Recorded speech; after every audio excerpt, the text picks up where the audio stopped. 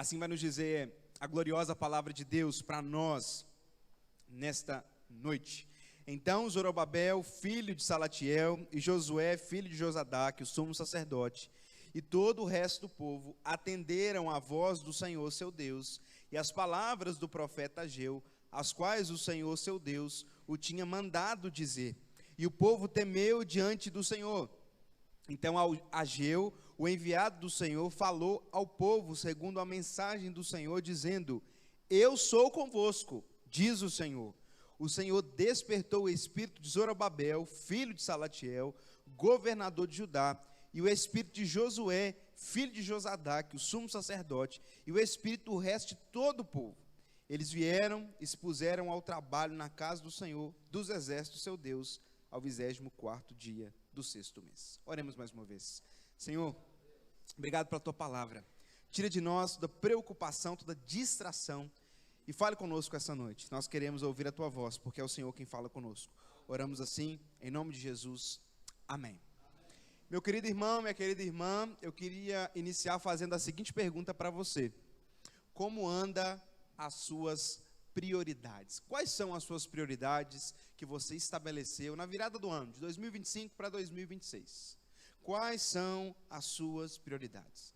O contexto desse texto, o contexto do livro de Ageu que nós estamos pregando aqui no mês de janeiro, é um contexto de inversão de prioridades. Para isso eu quero recapitular de forma muito rápida aquilo que o pastor Vanderlei pregou de forma gloriosa, para a glória de Deus no último domingo, onde o povo de Deus peca, o povo de Deus é confrontado pelos profetas, continua pecando, então o Senhor traz juízo, porque com Deus não se brinca. Então o povo é enviado para a Babilônia, e ali eles passam anos. E pela soberana atuação de Deus, eles então retornam através de um edito.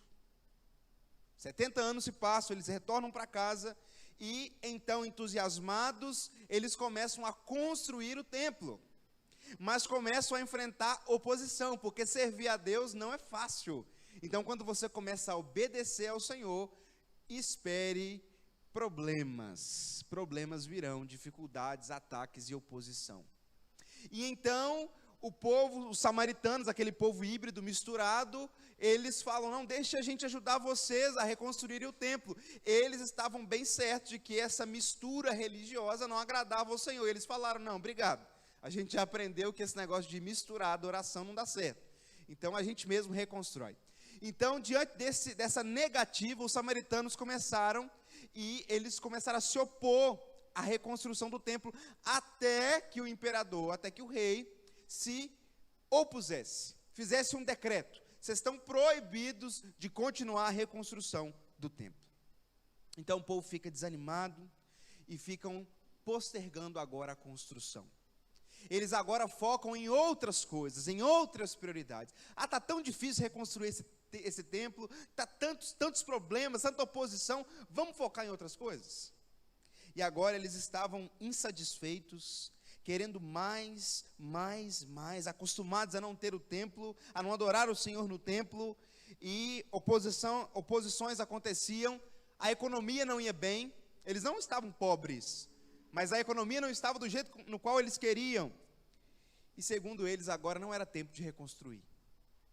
Ah não, tanto problema, já viu gente que começa a falar assim: ah não, hoje não é dia de ir para a igreja não, tanto problema, o carro estragou, a luz caiu. E eles começaram a usar essas desculpas. Mas o grande problema e a grande incoerência da questão é: nós não vamos reconstruir o templo, não é tempo de reconstruir o templo. A economia não está boa para isso. A gente está passando por tantas dificuldades, mas para construir, e não somente construir, mas embelezar as casas, eles tinham dinheiro, tempo, disposição. Painéis de madeira, de forma exterior e interior das casas, casas de super luxo. E eles revelavam o quê? Prioridades invertidas. Deixa as coisas do Senhor para depois. Deixa eu embelezar minha casa. Não é pecado você ter uma casa bonita, meu irmão, não é isso. Mas o que o povo estava fazendo? Deixando as coisas do Senhor para depois. E aí sim, naquela vida de prioridades invertidas, eles estavam de olhos vedados para aquilo que o Senhor estava fazendo. O que o Senhor estava fazendo? O Senhor estava disciplinando o povo. O povo estava comendo e não ficava farto. O povo estava bebendo e não se saciava. O povo estava ganhando o seu salário e era como um saco furado, o dinheiro não rendia, ou seja, eles não tinham satisfação. E o motivo daquilo é que eles tinham se esquecido completamente do Senhor. Então o Senhor levanta o profeta Ageu para fazer aquela exortação que nós vimos muito bem na semana passada. E chama aquele povo a fazer uma autoanálise. Considerem o passado. Considerem por que vocês foram levados para a Babilônia. Pensem bem se vocês não estão cegos e repetindo pecados e atraindo sobre vocês maldição. Então eles retornam à construção. Deus falou, esse é o movimento, Deus falou. E nós vimos como Deus falou na semana passada. E agora eles responderam. Esse é o foco do nosso texto de hoje. A resposta do povo àquilo que o Senhor falou na semana passada. Então dessa forma nós aprenderemos a seguinte verdade essa noite. Deus conduz o seu povo a responder corretamente a sua palavra. Deus conduz o seu povo a responder corretamente a sua palavra. E nós vamos aprender hoje então como responder quando o Senhor fala. O Senhor falou ao seu coração. Como é que você deve responder? O Senhor está falando. Como responder à voz do Senhor? Em primeiro lugar, atenda à voz do Senhor. Atenda à voz do Senhor. Muitos judeus, meus irmãos, não retornaram da Babilônia. Tinham famílias, negócios, não tinha por que voltar para Israel. Eles estavam bens, muito bem, satisfeitos. Mas os poucos que retornaram, o texto mostra para nós que houve uma concordância. A começar da liderança e indo em direção a todo o povo, todos concordaram em ouvir a voz do Senhor. Então todo o povo atendeu a voz do Senhor, que o verso 12 no início diz para nós. Então Zorobabel, filho de Salatiel, que era a autoridade política, e Josué, filho de Josadaque, o sumo sacerdote, a autoridade religiosa. E não somente as autoridades, e todo o resto do povo atenderam a voz do Senhor, o seu Deus. E as palavras do profeta Ageu, as quais o Senhor, seu Deus, o tinha mandado dizer. E isso é algo glorioso, meus irmãos, porque muitos profetas não tiveram essa bênção de Deus, ou esse privilégio que Ageu teve. Porque Ageu pregou e todo o povo respondeu. Se você estudar um pouco do profeta Isaías, você vai ver que o Senhor envia o profeta Isaías, e o Senhor envia o profeta Isaías para um povo que não iria o ouvir. Mas Ageu não. O povo aqui então escuta. O povo entendia que não era um simples profeta falando, mas era o Senhor falando. Não era simplesmente uma mensagem mandada pelo Senhor, mas era o próprio Deus falando. E como manda quem pode, obedece quem tem juízo, o povo falou, é o Senhor falando. Não é um doido qualquer falando por aí, não. É Deus usando o profeta Ageu. Então nós temos que atender. E esse verbo aqui, atendeu, ele traz uma ligação de um texto que você conhece muito, Deuteronômio 6,4. Um texto que chama assim, o chamado Shema Israel. Ouve Israel, o Senhor nosso Deus é o único Senhor. Um chamado a ouvir ao Senhor, mas não somente ouvir, mas ouvir de forma atenta, submissa, humilde, em plena disposição, em plena aceitação. É assim que nós devemos fazer diante da pregação da palavra. Quando o Senhor fala conosco na igreja, é o momento de nós atendermos a palavra do Senhor. A igreja de Cristo, séria, verdadeira, sempre lidou com seriedade esse momento que nós estamos aqui. Não é simplesmente ir à igreja para ouvir umas palavras do pastor e ir embora para casa, não. Sempre se lidou com muita seriedade quando a palavra de Deus era pregada.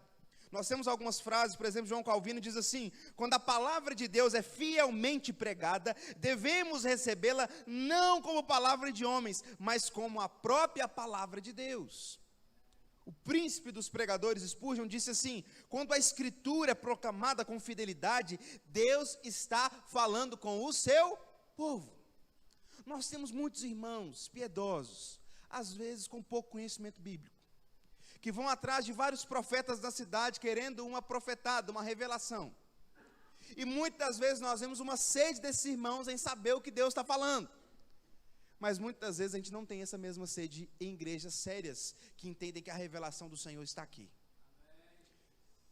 Muitos que não vêm para o culto com fome da palavra do Senhor. Parece que é uma palestra, é uma aula qualquer, mas esquecem que é o próprio Deus falando. Sendo assim, diante do próprio Deus falando, nós temos que ouvir de forma atenta. E ouvir, meus irmãos, não é apenas escutar, é acolher de forma atenta a palavra como autoridade final. Deus está falando e pronto, não tem discussão. Não tem outra coisa que nós possamos fazer, a não ser atender à voz do Senhor. Algo muito diferente do que aquele ditado expressa para nós, quando você vê que alguém não presta atenção, dá mínimo para aquilo que você fala. O que a gente diz? Entrou no ouvido, saiu do outro. Não prestou atenção, não deu a devida reverência, o devido amor, o devido valor.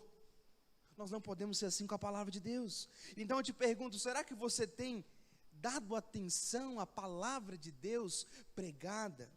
Quando o Senhor fala através desse púlpito, quando o Senhor fala com você no lugar secreto, será que você ouve? É uma forma de nós medirmos como está sendo a nossa resposta àquilo que o Senhor está falando.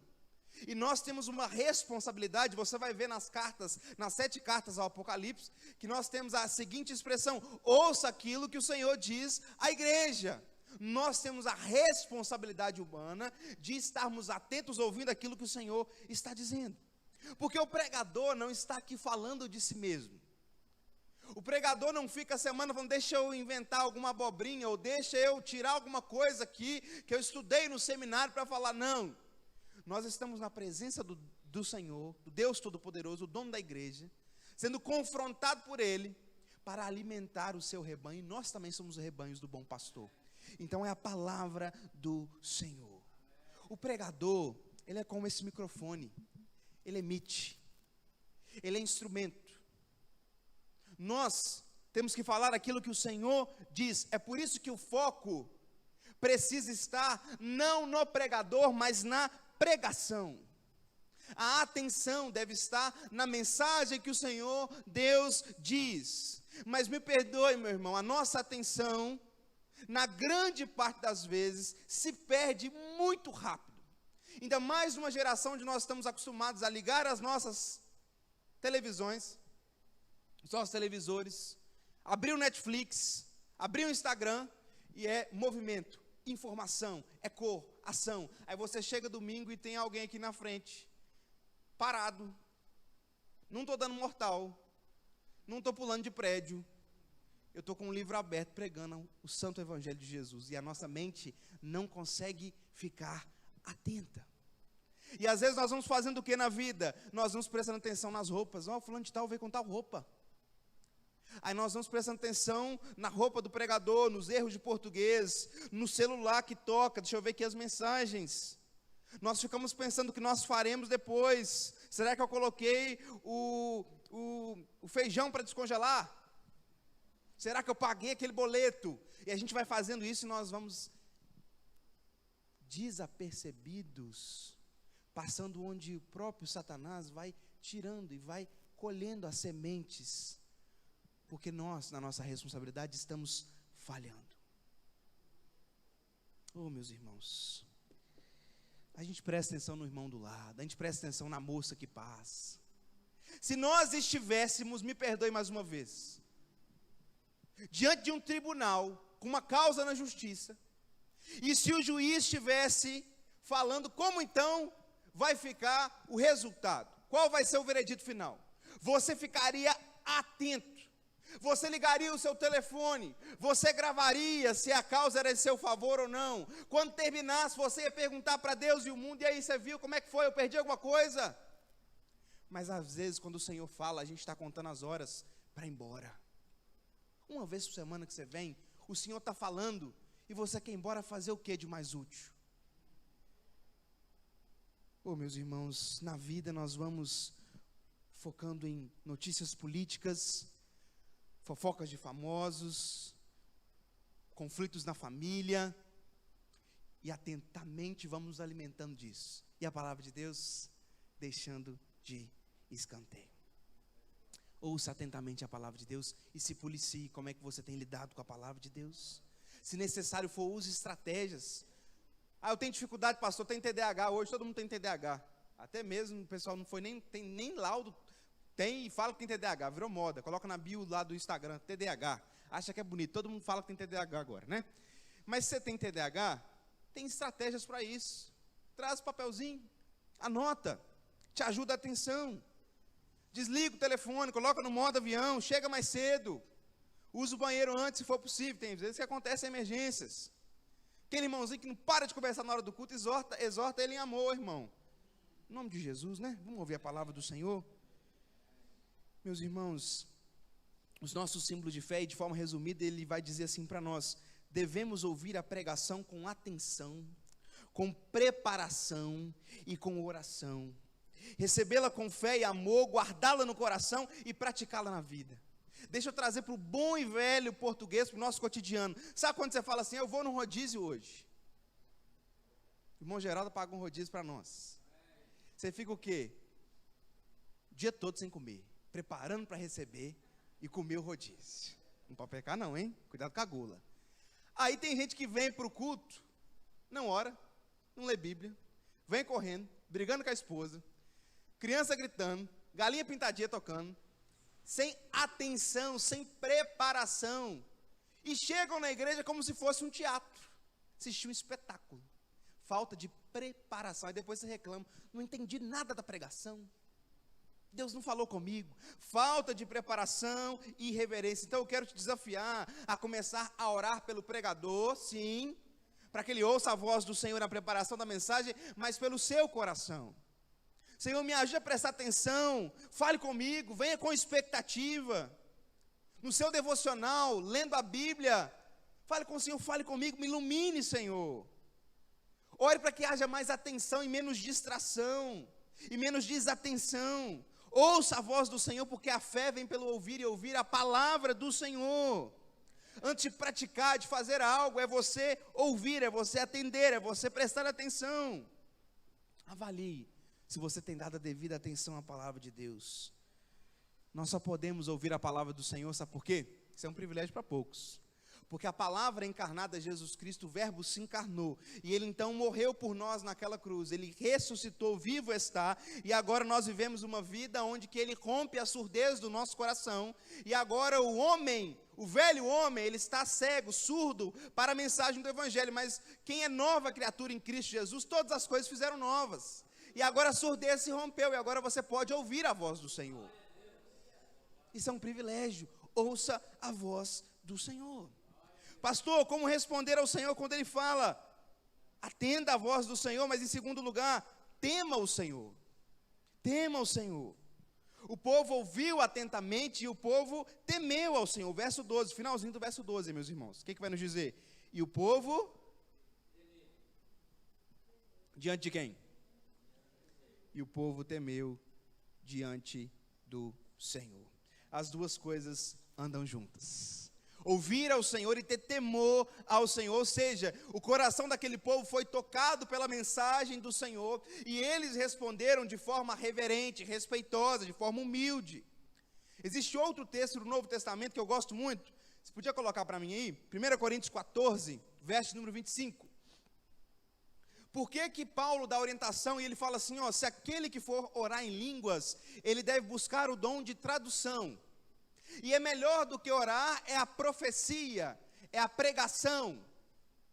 Porque se alguém que não é crente entra na igreja de vocês e vê vocês falando em línguas que eles não entendem, não vai ter proveito algum. Mas se vocês estiverem pregando, vai ter proveito. Nós vemos aqui o proveito que existe. É por isso que Paulo proíbe o falar em língua sem tradução. Independentemente se nós entramos aí em continuismo, sensacionismo, é a orientação de Paulo. 1 Coríntios 14, 25 diz assim: tornar-se-lhe manifestos os segredos do coração, e assim, prostrando-se com a face em terra, adorará a Deus, testemunhando que Deus está de fato no meio de vós. O que Paulo está falando? Na igreja de Corinto, ela exibia os dons. Ela buscava dons, mas não tinha maturidade para lidar com os dons. Paulo está falando assim, olha como é que é muito melhor a pregação. Porque quando o ímpio chega na igreja e vê a pregação clara do evangelho na língua deles, eles então ficam apavorados, assustados, temerosos. É como se o pastor soubesse tudo da minha vida. E existe então agora temor. O texto diz que os segredos do coração são revelados. É como se o pregador soubesse todos os detalhes da vida da pessoa, e isso resulta em quê? Adoração, testemunho. Deus está aqui, Deus está falando comigo. Essa é a pregação do evangelho. E quando nós vamos preparar uma mensagem, nós temos um grande desafio, porque muitos irmãos às vezes não entendem. O pastor está jogando indireta para mim. É Deus que está falando diretamente para você. Deus não trabalha com indireta. Graças a Deus, na nossa igreja, nós temos o privilégio de preparar e o cronograma de 1 ano de pregações, com antecedência, pregações em séries. Então, é o Senhor falando que o Senhor preparou a porção que foi preparada pelo Senhor. Mas o que eu quero mostrar para você é, nós precisamos ter temor diante do Senhor. E aqui eu não estou falando de medo, mas eu falo de temor. Reverência diante da voz do Senhor. Porque medo e temor são coisas diferentes. O medo afasta, o temor traz para perto. Você sabe muito bem, você que é pai, se seu filho tiver medo de você, é uma coisa. Se ele tiver respeito, é outra. Porque o medo é daquilo que você pode fazer, da punição. O respeito é uma consideração. Com Deus é a mesma coisa. Nós precisamos ter temor, respeito diante do Senhor. Então eu queria te perguntar, será que quando o Senhor está falando aqui, você está falando assim, esse pastor está investigando minhas redes sociais, esse pastor está doido, está falando demais, ou será que você fala, Deus está falando comigo? Aí você fica maravilhado, Deus falou comigo. Aí você fica constrangido, gente, eu preciso mudar. Senhor, me ajuda, me dê graça. Como é que anda, meu irmão, o seu temor? Como é que anda o seu respeito, a sua reverência? Você precisa medir isso, se você tem respondido de forma correta aquilo que o Senhor tem falado. E como tem faltado temor em nossas vidas, quando nós nos acostumamos com a presença santa do Senhor. No Antigo Testamento, por serem coisas visíveis, e hoje tem igreja querendo trazer a Arca da Aliança, tudo aquilo que era sombra, que apontava para Cristo de volta, né? Hoje o nosso culto é simples, mas é cristocêntrico, a presença do Senhor está no meio da igreja, e muitas vezes nós não nos comportamos dessa forma. Nós tiramos os olhos da presença gloriosa do Senhor. O ouvir é aqui, mas o temor é no coração. Como é que anda seu temor? Hein? Como é que anda seu temor? Não estou falando de conta bancária não, tá? Não quero saber quanto tem na sua conta bancária. Não quero saber como é que está a sua geladeira também não. Nesse momento eu estou perguntando como é que anda o temor do seu coração. Será que você tem temido ao Senhor? O temor é o princípio da? Não deixe o temor faltar na sua vida, meu irmão. Não perca o temor ao Senhor. Que o temor te encontre de forma verdadeira e te leve aos pés do Senhor, sensível à voz do Senhor, daquilo que Ele tem feito, daquilo que Ele tem falado.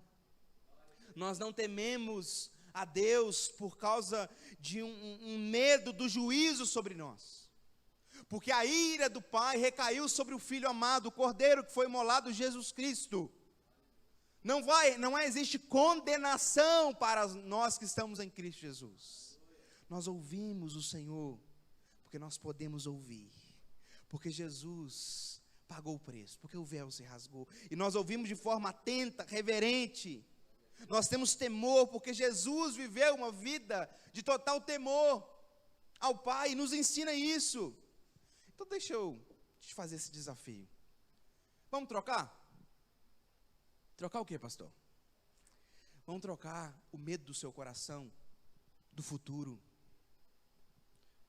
Pastor, eu tenho medo da esquerda, da direita, e dos Estados Unidos, e não sei qual que é o medo político que você tem. Não sei. O temor dos homens, aquela pessoa que na presença você treme, no seu trabalho, alguém da família. Troque isso. por mais temor ao Senhor. Com mais temor, com mais reverência, respeito, sensibilidade. E você vai ver como isso vai fazer muito melhor para a sua vida espiritual e como vai agradar mais ao Senhor, como isso vai ser abençoador na sua vida. Cresça no temor ao Senhor. Quando o Senhor fala, ouça com atenção. Como responder ao Senhor quando Ele fala conosco? Atenda, tema. Em terceiro lugar, seja encorajado no Senhor. O povo, meus irmãos, deu atenção à voz do Senhor. Louvado seja o nome do Senhor. O povo temeu o Senhor, louvado seja o nome do Senhor. Mas agora, qual que é o movimento que o texto mostra para nós? O Senhor encorajou. O Senhor trouxe encorajamento em afirmar que a sua presença era com eles. O Senhor trouxe encorajamento em mostrar que Ele era o Deus fiel, que não falhava para o seu povo. O Senhor trouxe encorajamento ao mostrar que era Ele que estava despertando, era Ele que estava impulsionando, sustentando, era tudo pelo próprio Deus. Vamos ler o verso 13 e 14, atenção meus irmãos, a pregação é aqui no púlpito, atenção. Então Ageu, o enviado do Senhor, falou ao povo, segundo a mensagem do Senhor, dizendo: eu sou convosco, diz o Senhor. O Senhor despertou o espírito de Zorobabel, filho de Salatiel, governador de Judá, e o espírito de Josué, filho de Josadaque, o sumo sacerdote, e o espírito do resto de todo o povo. O nosso Deus é aquele que não nos abandona. Deus não abandonou aquele povo. Deus não nos abandonará. Se você ler sua Bíblia marcando esses encorajamentos por parte do Senhor, você vai marcar várias vezes. Josué 1,9, nós bem conhecemos. Não te mandei eu, Josué 1,9, ser forte e corajoso, não temas, nem te espantes, porque o Senhor teu Deus é contigo, por onde quer que andares. Isaías 41:10, diz assim para nós, Isaías 41:10, não temas, porque eu sou contigo, não te assombres, porque eu sou o teu Deus, eu te fortaleço, eu te ajudo, eu te sustento com a minha destra fiel. Mateus 28:20 diz assim, no finalzinho: e eis que estou convosco todos os dias, até a consumação dos séculos. Como Deus tem falado conosco esses dias sobre isso. A presença do Senhor, isso é encorajador. Reverendo Hernandes diz assim: a presença de Deus conosco é a maior necessidade, o maior refúgio, o maior estímulo para fazermos a sua obra. É tudo que nós precisamos, meus irmãos, a presença do Senhor, porque essa presença, ela é inigualável. Não tem viagem para Disney, não tem alegria no quinto dia útil, que se compare à presença gloriosa do Senhor. E isso é encorajador, meus irmãos, porque o Cordeiro perfeito que nos aproximou, não nos aproximamos por nós, é por Jesus. Para entendermos isso, meus irmãos, eu posso ilustrar como, talvez já aconteceu com você, já aconteceu comigo. Aquela criança na casa da tia feliz, e passa ali a tarde brincando, se aproxima a noite, os pais vão embora, e ele fala: papai, posso dormir aqui? Você não é acostumado a dormir fora não, hein? Não, eu consigo. E então os pais vão embora. A alegria continua, mas chega a noite. E aí a criança começa a chorar. E ela despista. E ela tenta esconder. Eu já fiz isso.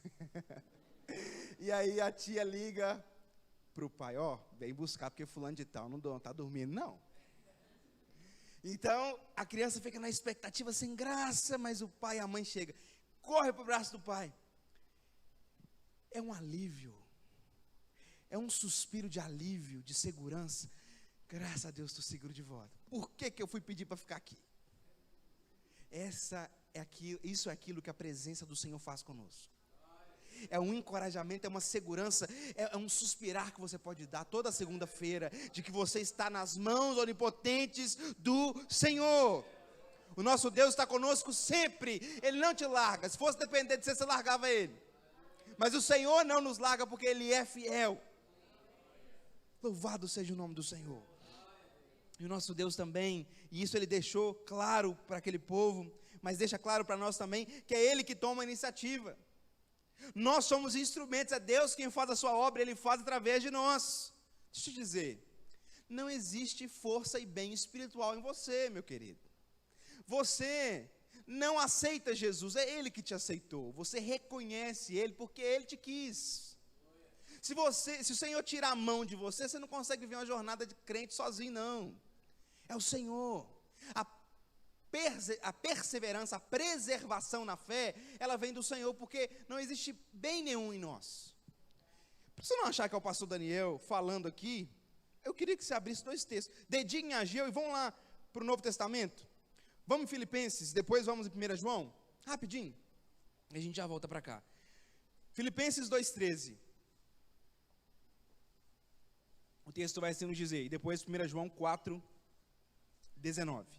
Filipenses 2,13 diz assim: porque Deus é quem efetua em vós tanto o querer como realizar segundo a sua vontade. Então, quem que gera o querer e o efetuar? É porque você é crente demais? Não. 1 João 4,19.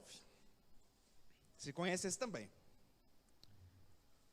Por que você ama o Senhor? O texto responde: nós amamos porque Ele nos amou.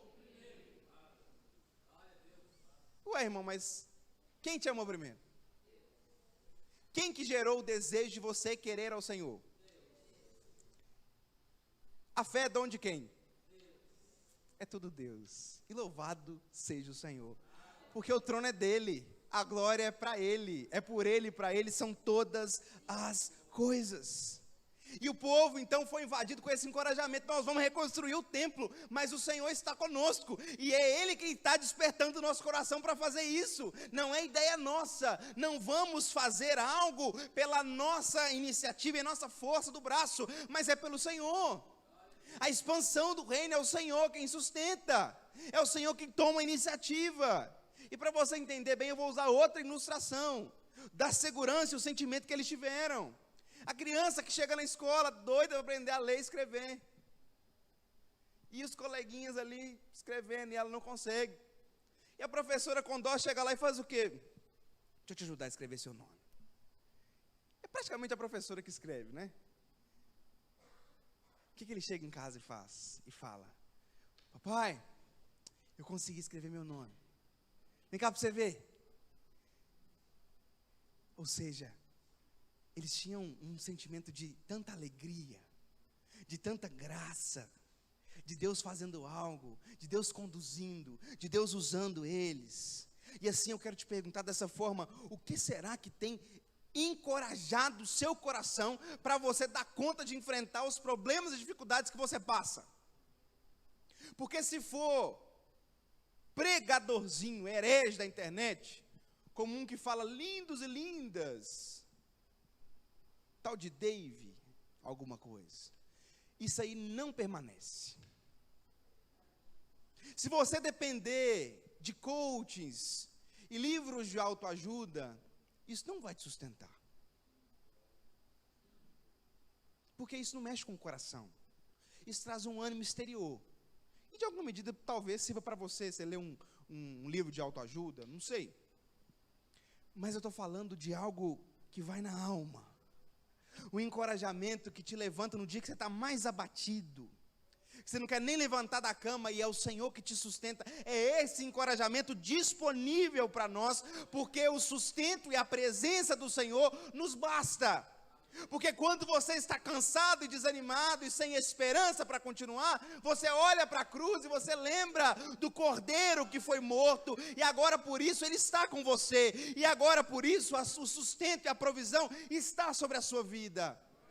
Isso traz um encorajamento profundo que nenhum homem pode trazer.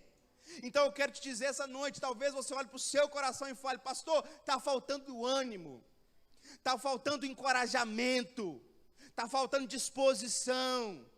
E eu vou te dizer: vá para Cristo, vá para a fonte. Não queira beber um copinho, não queira comprar uma garrafa, vá para a fonte. Vá para Jesus, aquele que te renova. Vá para mais de Cristo, mais do Evangelho verdadeiro. Por que você pode ter certeza da presença do Senhor? Porque em Cristo Deus se fez carne. Por que você pode ter certeza de Deus tomando iniciativa, de Deus sustentando? Porque o maior presente que a humanidade ganhou foi o seu Filho. Deus nos amou de tal forma que proporcionou o seu Filho. O que mais pode ser maior do que isso? Não existe nada impossível para o Senhor. Se Deus deu o seu Filho, será que Ele não pode te dar o pão? Será? Que hoje você seja encorajado por Deus e pela palavra do Senhor a entender a realidade do Evangelho, que é graça. Meu irmão, a fidelidade, a misericórdia do Senhor, como diz o salmista no capítulo 23, te persegue. Ela te persegue, porque o Senhor é bom em todo o tempo. Eu não estou falando que nós vivemos num mundo colorido, não. Que nós vivemos num parque de diversão, ou que a vida é um morango, não. A vida do lado de cá do céu é cheia de sofrimento, ela é agridoce. O nosso lar é na eternidade. Nós não estamos no nosso lar ainda. Mas enquanto nós caminhamos aqui, nós temos encorajamento para prosseguir no dia mau. Existe motivo para você se levantar cedo e trabalhar, e criar sua família, e continuar vindo à igreja.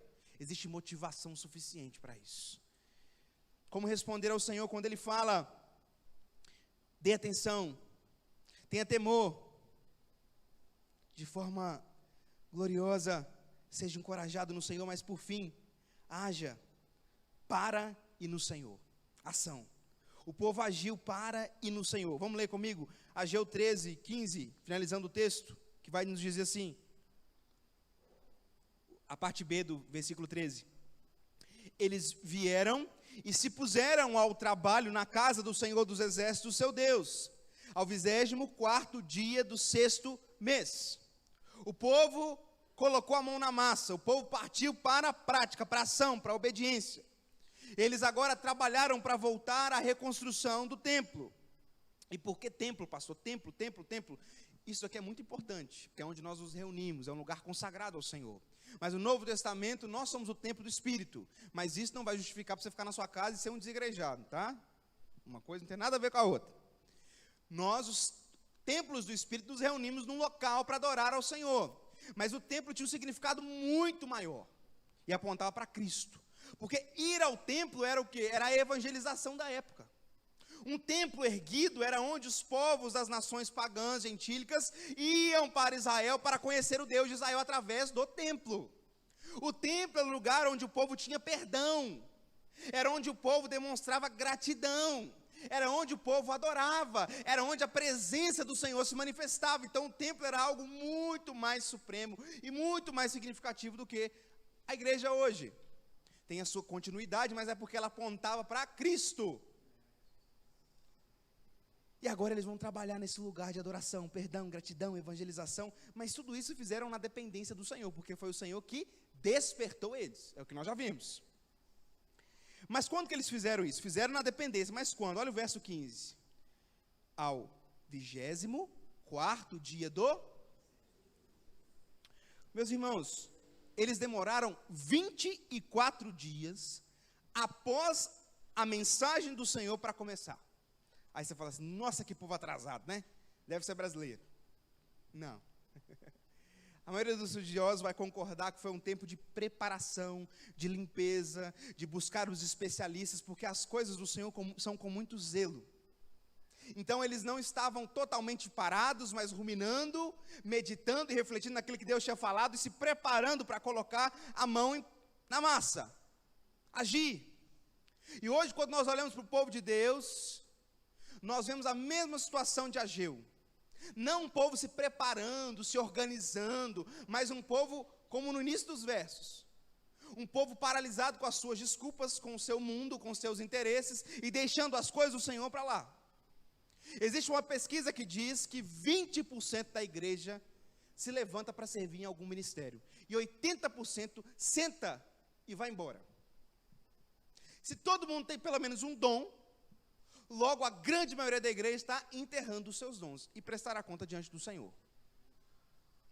20% sempre são os mesmos, oração, e graças a Deus na igreja, pelo menos aqui em Primavera, eu vejo uma média maior, louvado seja o nome do Senhor, mas não podemos animar não, temos que avançar mais. Mas, meus irmãos, chegamos saindo da vida de igreja, chegamos nas empresas, pessoas que não são pagas para trabalhar e fingem que trabalham. WhatsApp, quando o chefe chega, vira o melhor funcionário. A letargia, a paralisia invade a nossa sociedade. A folgadice, melhor dizendo, me perdoe pela expressão. Viajamos então para Guarapari, 3 irmãos juntos. Sempre tem aquela pessoa mais folgadinha que ela não quer limpar o banheiro, não quer lavar vasilha, correto? Sempre tem essas pessoas. Mas espiritualmente falando, será que nós não estamos num estado de letargia, de paralisia? E a gente tem que estar atento, porque a fé cristã é uma fé de ação, e só assim nós vamos glorificar o Senhor. Vamos ler 2 textos de Tiago, você pode ler na projeção comigo aqui. Tiago 2,17, diz assim, Tiago 2,17, assim também a fé, se não tiver obras, por si só está? Nós não somos salvos pelas obras, mas para as obras. Salvos pela graça para as obras, para boas ações. Se não tem boas obras, se não tem atividade, nós estamos mortos. Ah, mas eu sou presbiteriano. Eu sou batista, eu sou assembleiano. Ah, mas eu fui o membro fundador da igreja metodista. Ah, mas eu fui secretário de Calvino, como a gente já brincou aqui, né? Ô irmão, não é sobre isso. Não é sobre isso. Tiago 1, verso 22, também conhece esse texto, com certeza. Tornai-vos, pois, praticantes da palavra, e não somente ouvintes, enganando-vos a vós. Quando você não pratica aquilo que Deus está falando na igreja, deixa eu te dizer, você não está me enganando. Você não está enganando o pastor Vanderlei, qualquer presbítero, pregador que você coloque aqui, você está enganando a si mesmo. Você não engana o Senhor. É para você refletir, meu irmão e minha irmã. É para você refletir acerca da ação, contribuição, dízimos e ofertas. Quais são as desculpas que você usa para não trazer seus dízimos e as suas ofertas? Pastor, o dízimo ficou para trás na antiga aliança.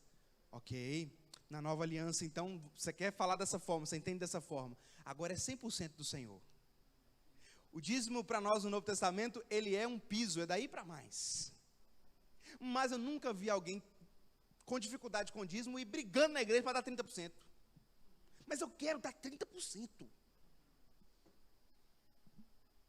Muitas pessoas que infelizmente não têm compromisso com a igreja. Está chovendo demais, eu não vou não.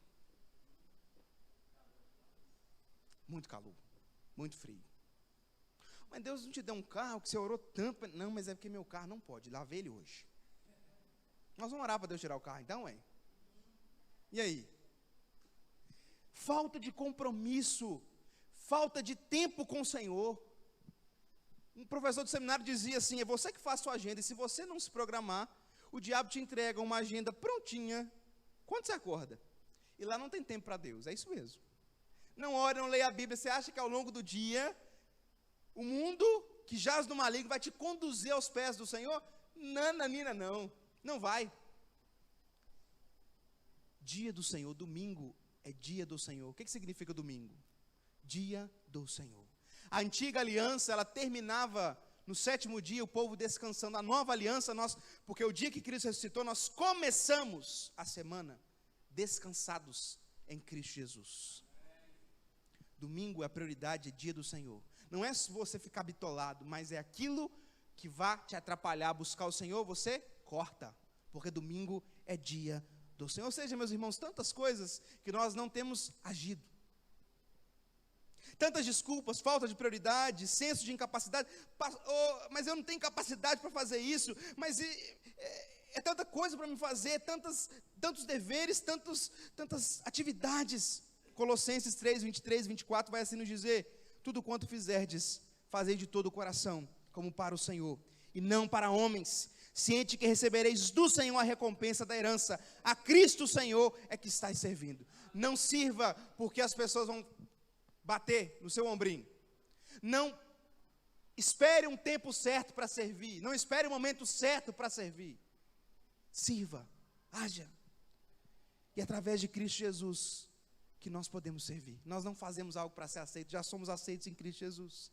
aquele que viveu obediente à sua vida, uma vida de boas obras, ele é o nosso exemplo. Então, diga sim, não ao ativismo, pessoas que fazem, não param, mas também diga sim ao descompromisso.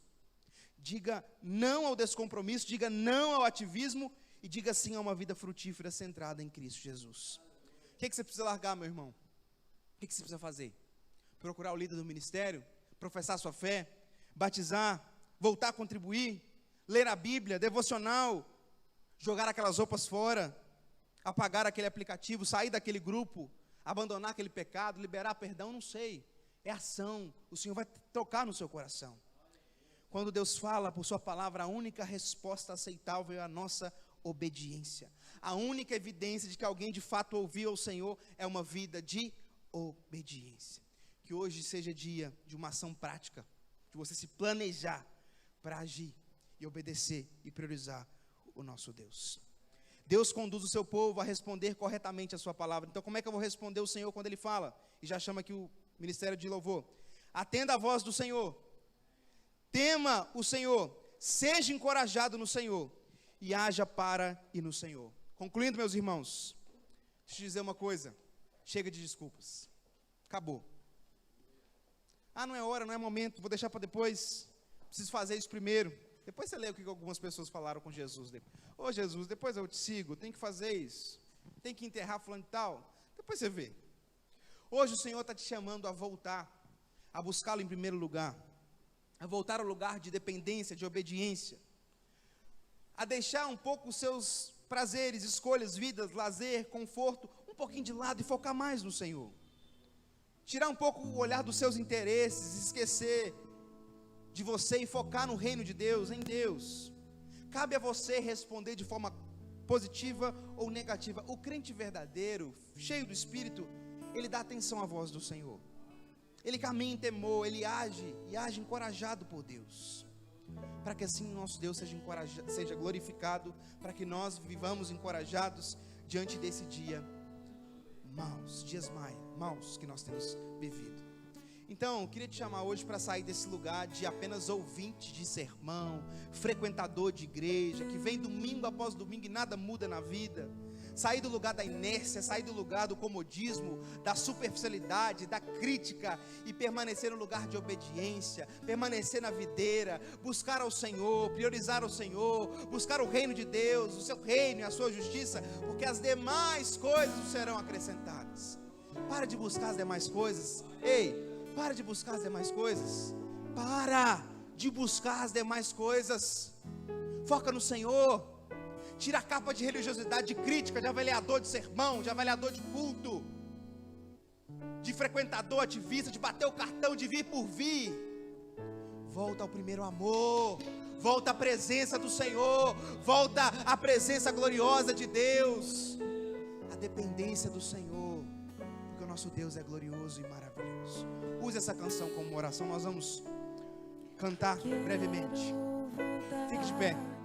Ao início de tudo, encontrar